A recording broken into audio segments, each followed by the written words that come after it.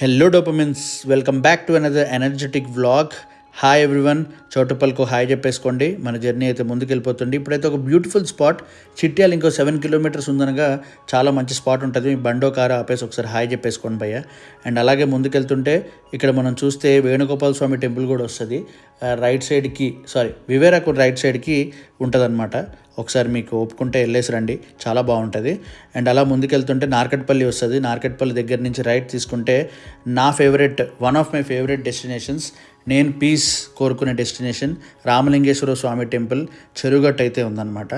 నేనైతే అప్పుడు 2011లో కాలేజ్ అయినప్పుడు ఫుల్ టెన్షన్స్లో అండ్ కన్ఫ్యూజన్లో ఉన్నప్పుడు నాకు అయ్యగారు చెప్పారు, నీలో ఒక సహనం అనే యాంగిల్ లేవాలి అంటే నువ్వైతే ఈ రామలింగేశ్వర స్వామికి టెంపుల్కి అయితే వెళ్ళు, నీకైతే నీలో ఉన్న సహనాన్ని నువ్వు తట్టి లేపుతావు అని చెప్పారు.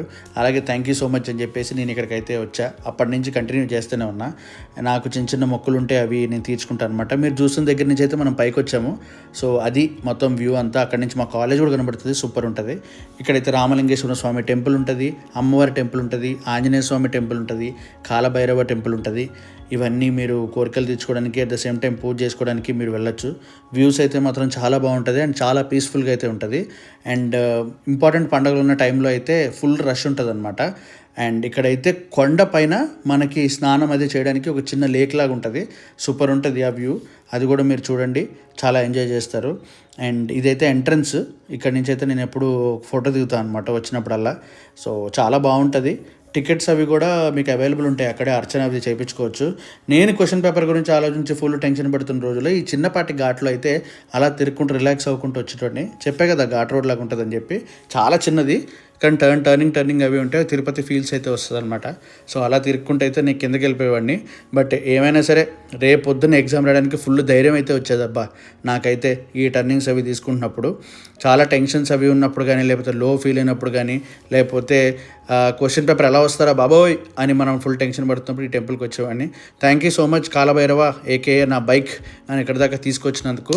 సో భైరవాని అయితే ఒక ఫోటో తీయాలి కదా పాప మన దూరం నుంచి వచ్చినప్పుడు. అలాగ వచ్చిన వీడియో ప్లస్ ఫోటో తీసాను అనమాట. టెంపుల్ దగ్గర అంతా పరిసరాలు కూడా చాలా బాగుంటాయి, గ్రీనరీ అవి కూడా మస్తు ఉంటుంది. కంపల్సరీ విజిట్ చేయండి. అండ్ చాలామంది విజిట్ చేస్తుంటారు. నేనైతే మాత్రం అప్పుడప్పుడు వెళ్తుంటా. నాకు ఇంతకుముందు 1 మంత్కి ఒకసారి వెళ్ళేవాడిని, కానీ టైం దొరక్క అలా వెళ్ళాల్సి వస్తుంది. థ్యాంక్ యూ సో మచ్ ఇప్పటివరకు నన్ను ఫాలో చేసి నన్ను ఎంకరేజ్ చేస్తున్నందుకు. నా వ్లాగ్స్ అన్నీ కూడా చూస్తున్నారు అండ్ మినీ వ్లాగ్స్ కూడా చేశా. Thank you once again. ఎంతైనా మా భైరవ ఫోన్ చేస్తే కిక్కే వేరబ్బా. Thank you so much guys, bye, see you again.